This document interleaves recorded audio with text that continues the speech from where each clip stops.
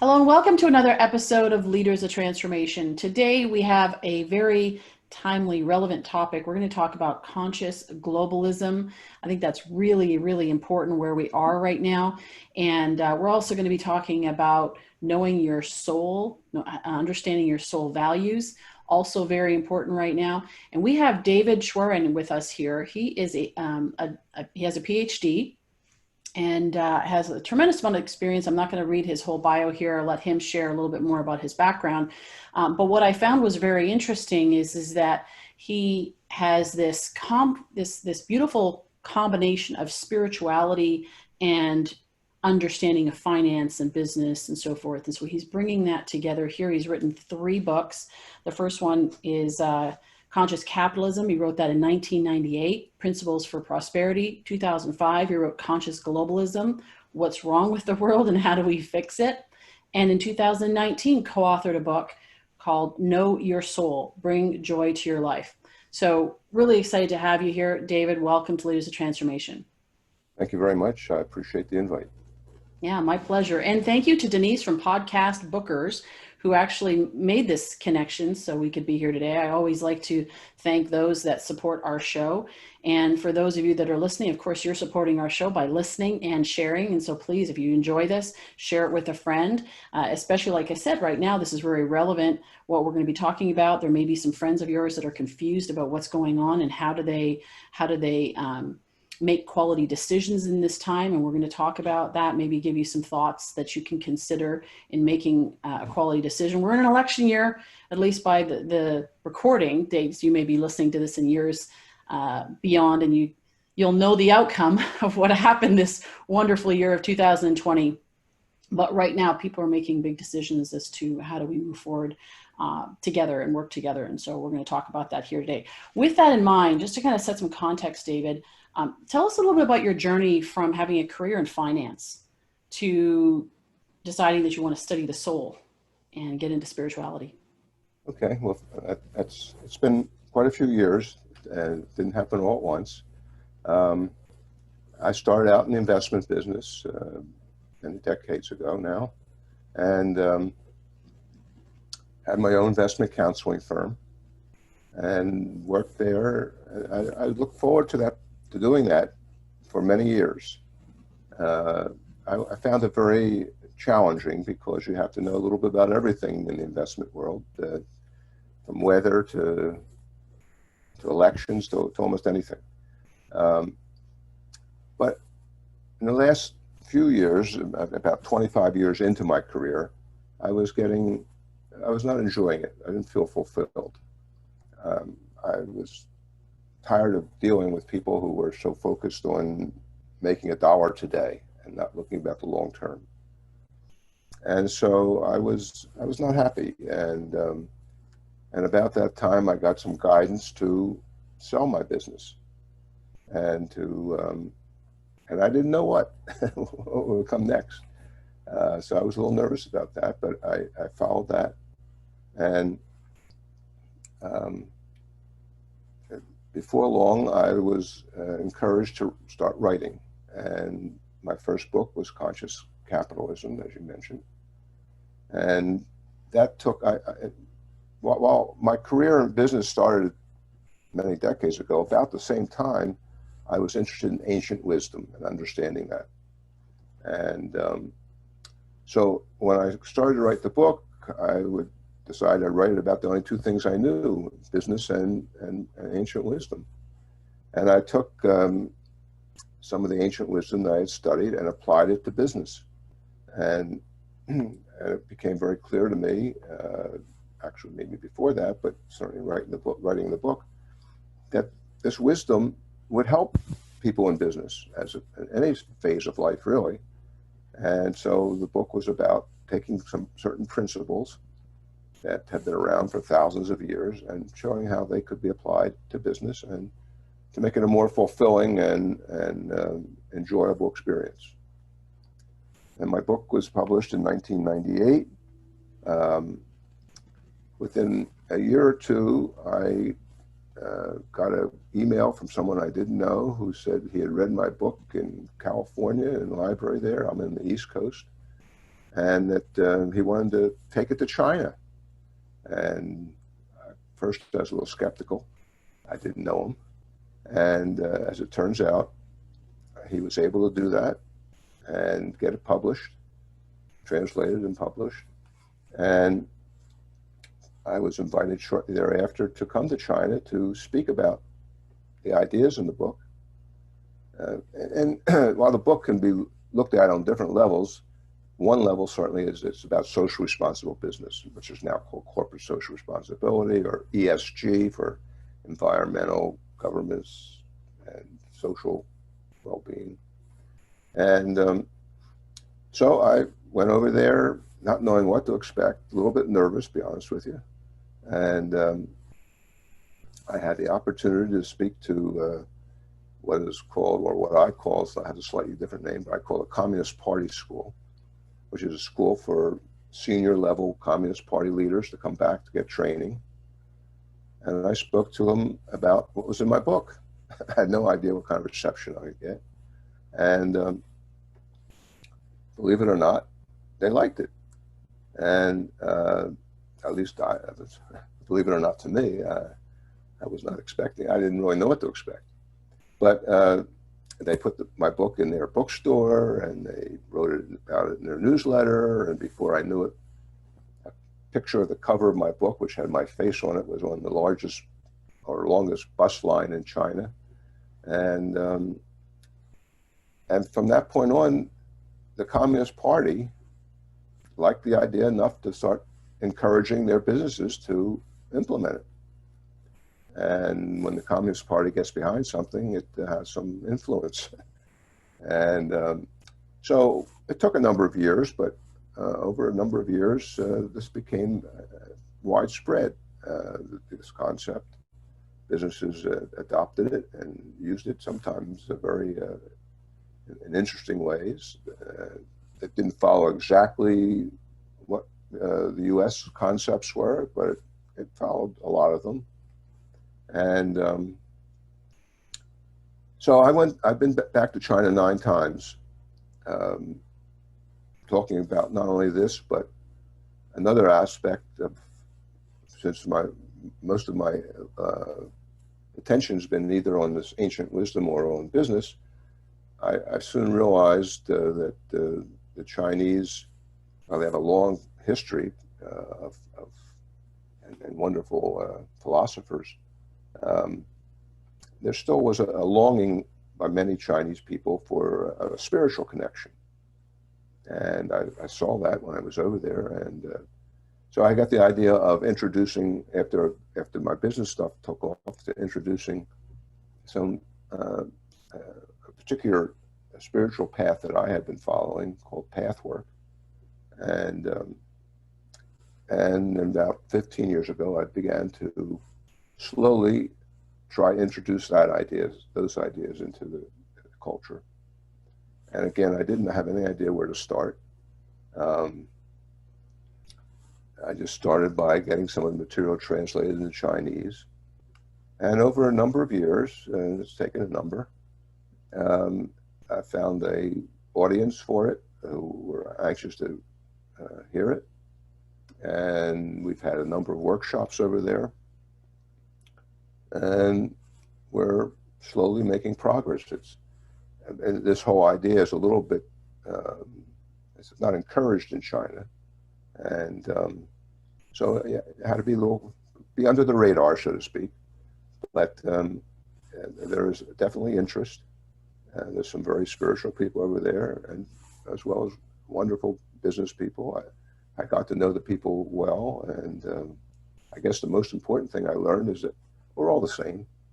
You know, yeah, you have different governments with different philosophies and different ways of controlling the people or managing or leading the people. But the people have the same fears, the same desires, the same needs.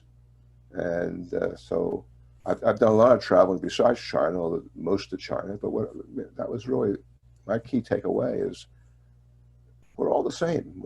And you know, we may look a little different, or we have different conditioning that we've been brought up to, but when you get underneath the surface, our commonalities are much, much greater than our differences.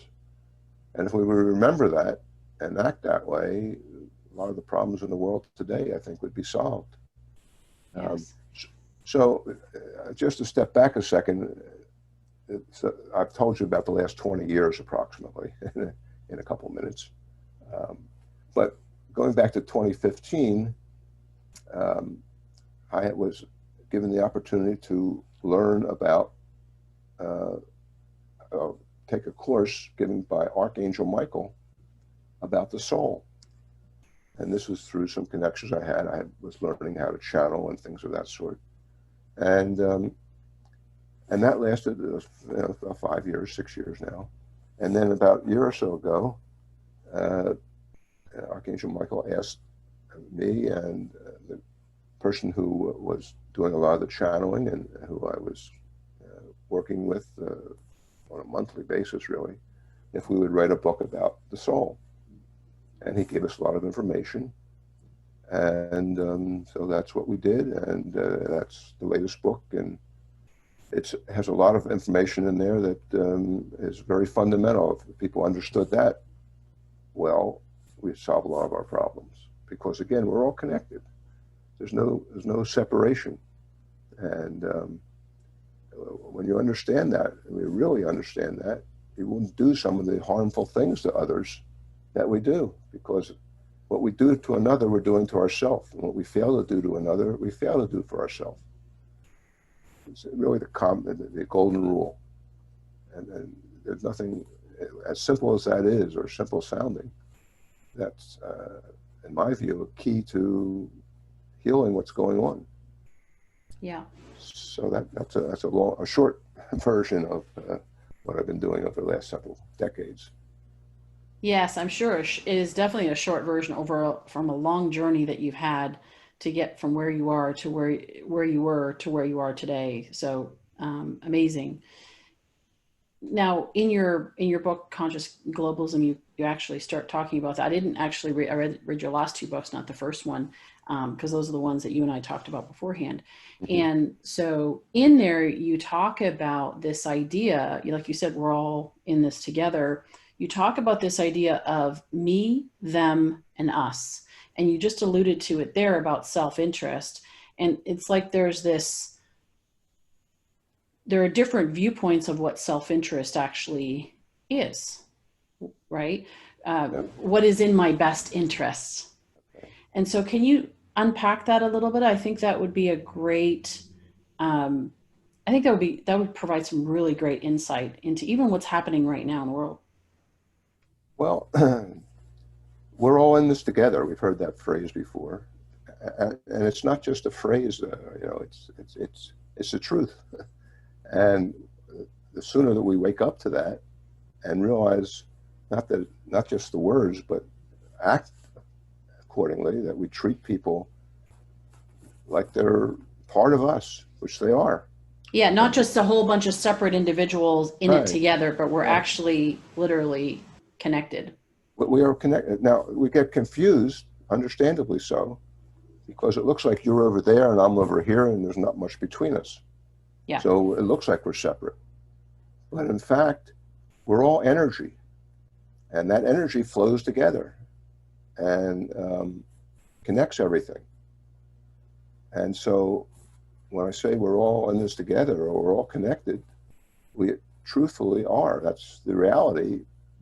Because we don't see a lot of this stuff, we get confused and make decisions that are not in our best interest.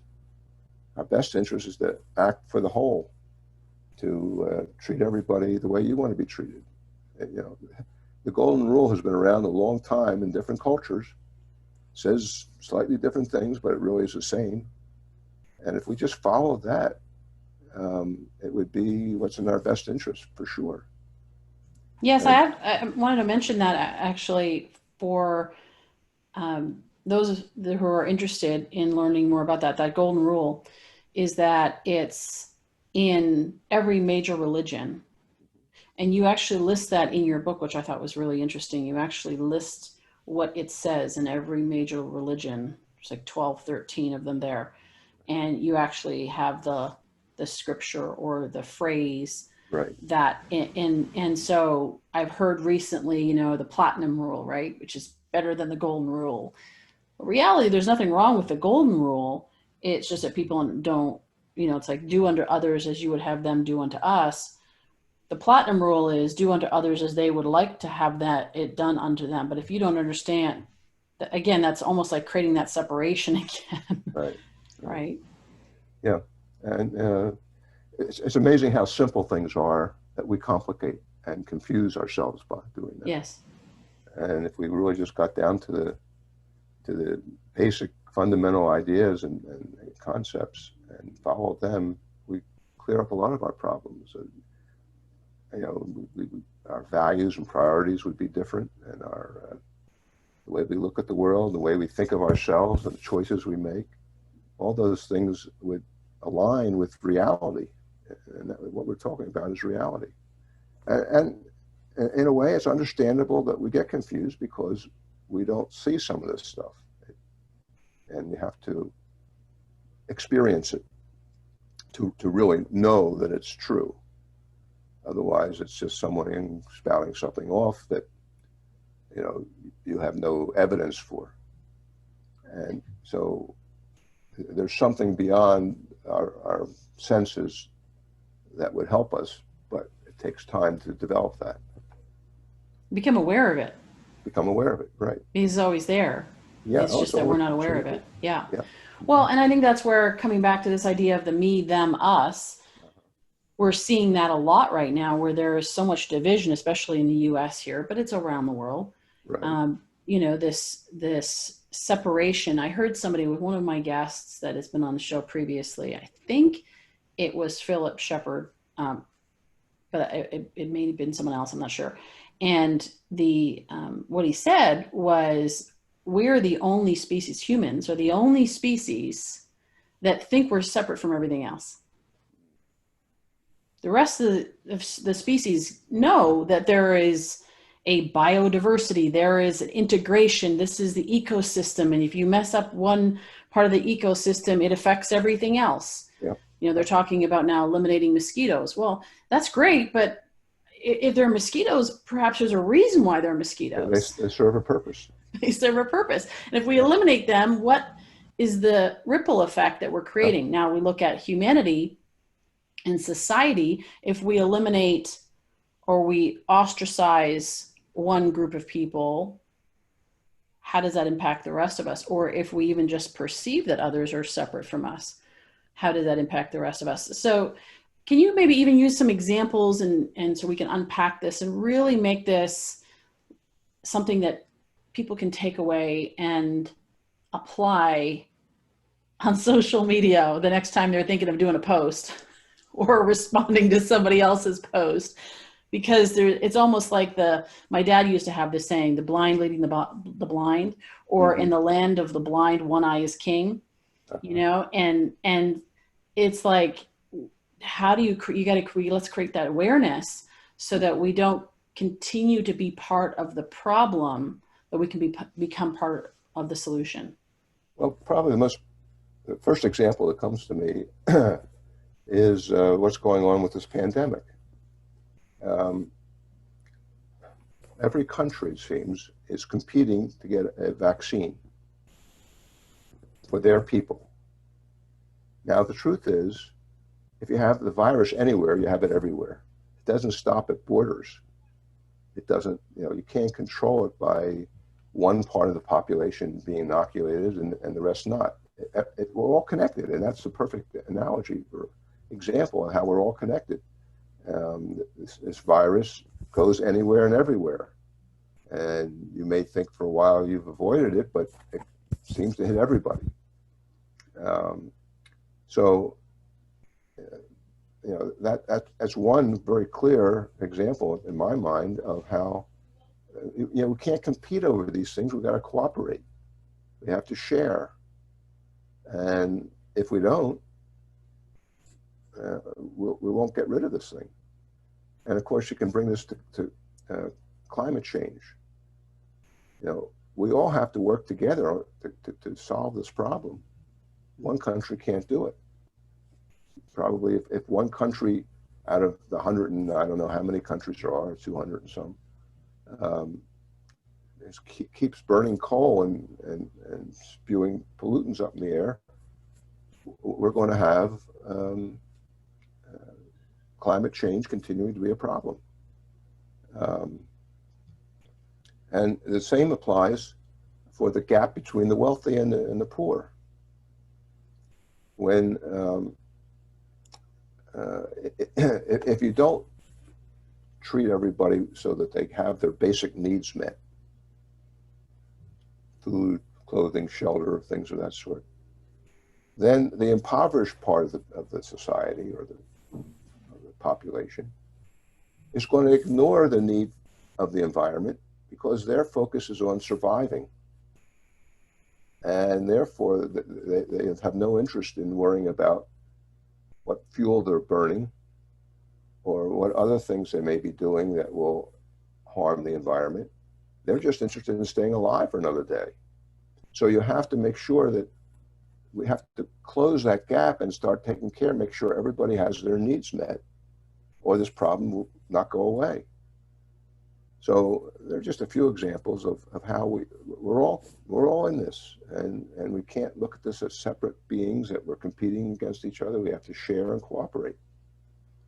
Yes. And that's really the way the world is anyway. I mean, we're just following the way things really are by doing that. Yes. Well, and it's like you see that in politics too, right? It's this Yeah. big time, right? This competition between one versus the other. Yeah. And one of the guests that I'm going to be having on in a couple of weeks, he, we're actually going to be talking about this, for the people. What does that actually mean? So building on what we're talking about here today, it's this idea of like, what does it actually mean to be for the people? And not looking at it like, and I said to him, I said, one of the things that's important is, can we have a conversation that's not partisan? It's not one party over the other. The system's broken. So let's just agree on that and then see what could we build out of it. It's not that in November, we're going to have we have one party that's going to solve all the problems and the other one's not. This is a much bigger issue that we need to solve. It's not going to be solved by an election per se. An example. It's a mindset that needs to shift. Somewhat off that track, but not completely. I've tried to figure out, how do you talk to terrorists? How do you solve that problem? And the answer I got was their basic problem is they think no one's listening to them. Right.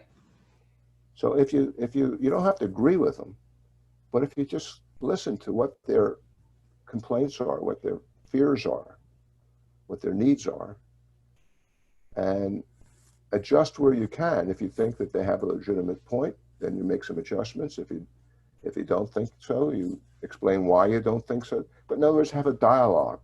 Yes. You can't just stay separate and yell at each other and get anywhere. Yes.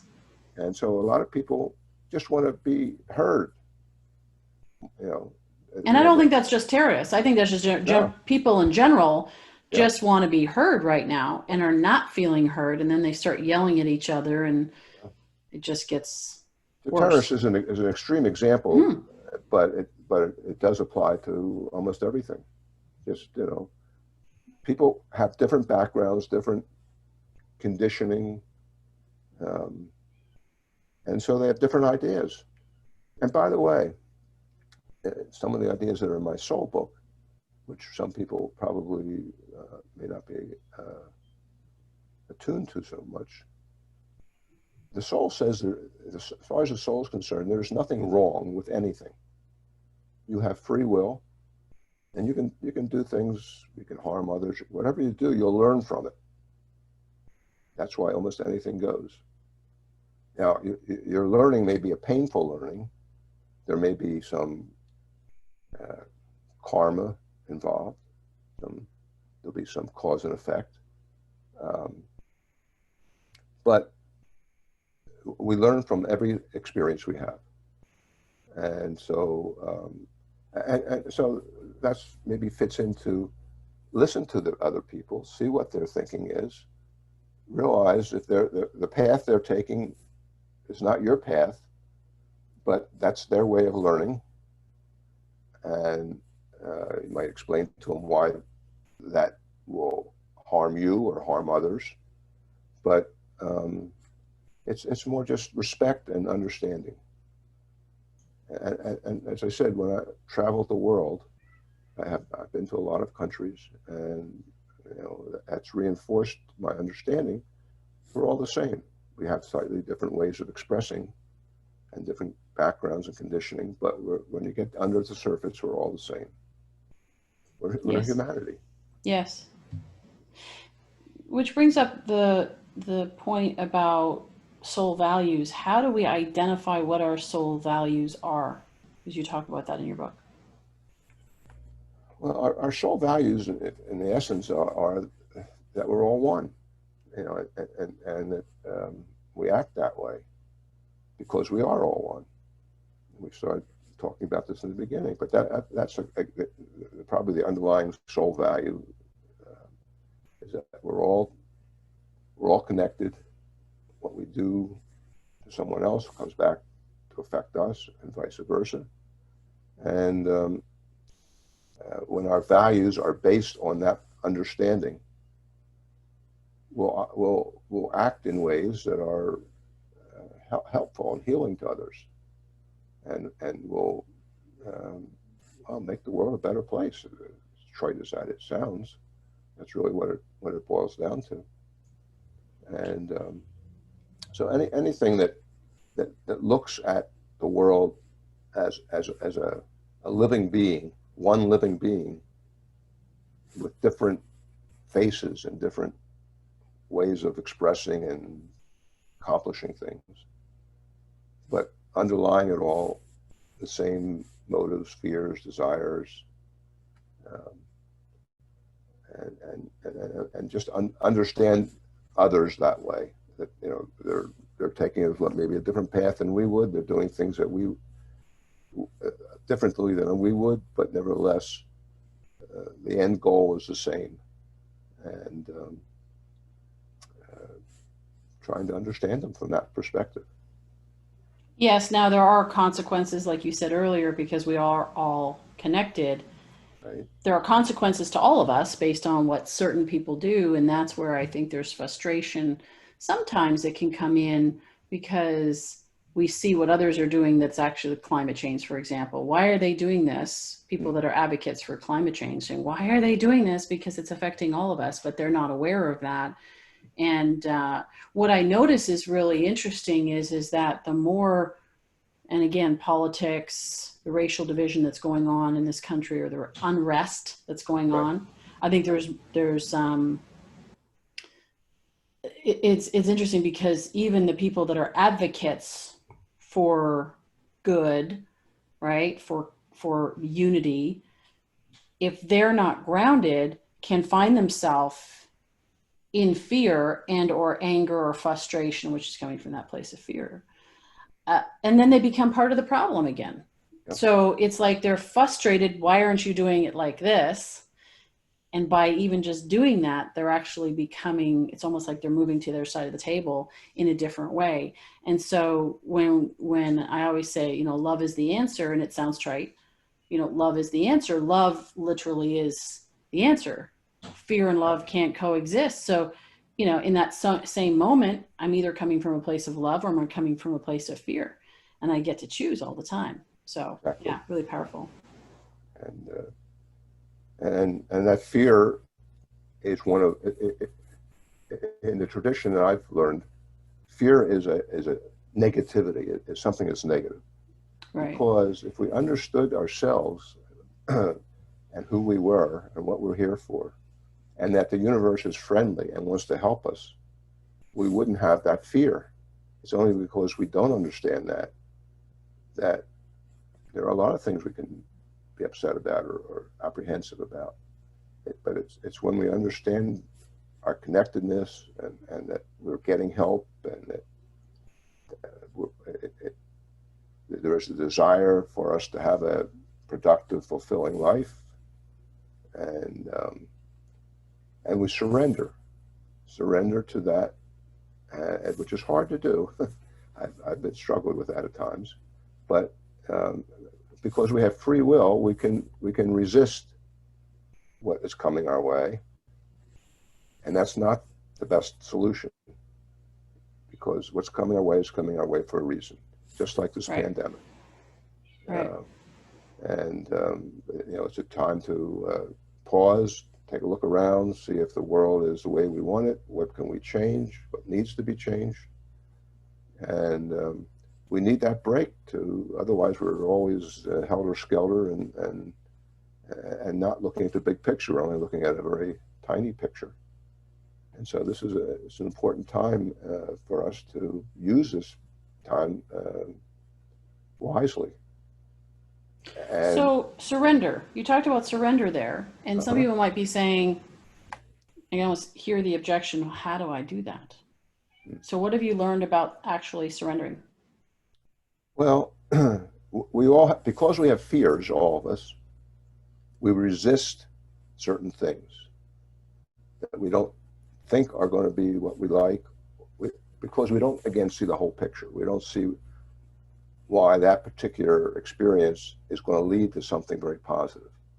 It's going to help us learn things we have to learn, or however is meant to help us. So if we can learn to surrender to what's coming towards us, and it can be a lot of different things, our life becomes a flow, and it'll lead us where we need to go. And our soul is calling the shots. Our soul makes those determinations. I've had a number of experiences where some very unpleasant experiences, what I looked at, viewed as unpleasant, turned out to be exactly what I needed once I got through it. And so once you've had a couple of those experiences, you say, oh, okay. So I don't want anyone to think that I've conquered my fears and surrender to whatever comes, but I'm learning slowly but surely, and the soul will help us. I mean, the soul has works in conjunction with our body to bring us certain experiences, and if we don't learn to surrender, by the way, and I have this in the book, if we don't learn to surrender, they'll up the ante, so to speak, and give you an experience that is even more powerful and will capture our attention for sure if the other one didn't. So it's best to do it sooner rather than later. And it's interesting, I don't know if you know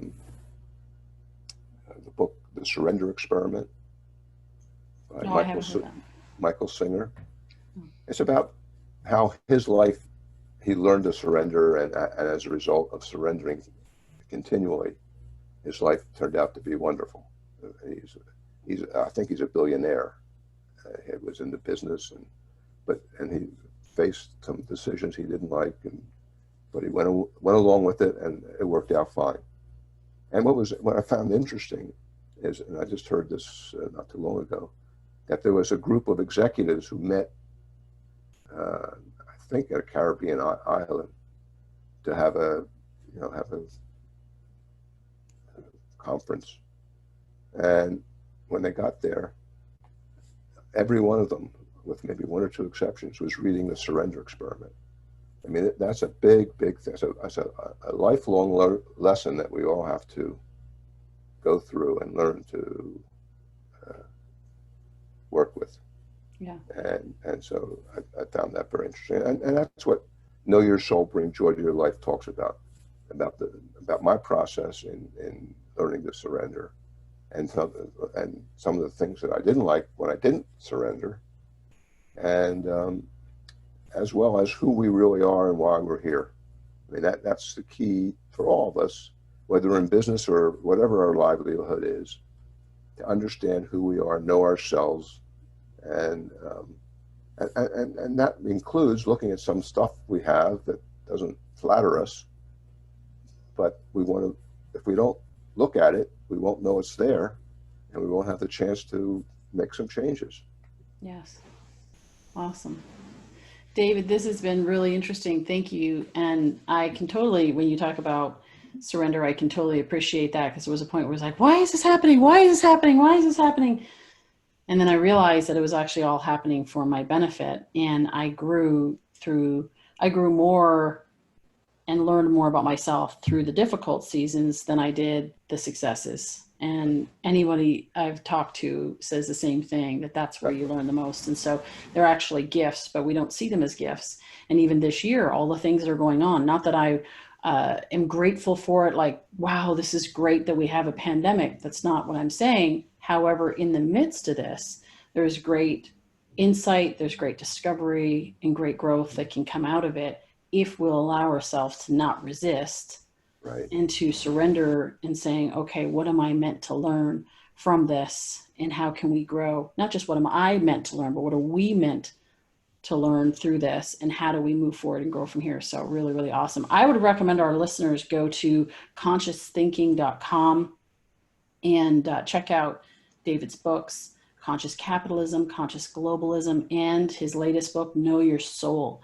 So definitely go check those out. And we literally just scratched the surface on, I think Conscious Globalism is like almost 300 pages, really in depth, talking about, I found it fascinating even from history, fascinating from understanding what happens in and what has happened in different cultures, how that ties together, how it applies to the US.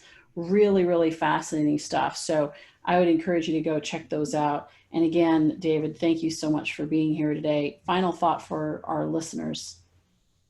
Well, my final thought would be to all of us to do what we need to do to learn about ourselves, because that's the key to making decisions, what's right for us, what's wrong for us, what's right for our neighbors, and to understand how we're all connected. And that would be the bottom line for me. Yes, yes, and amen. Thank you so much. I appreciate it. And thank you to our listeners for being here. We appreciate you.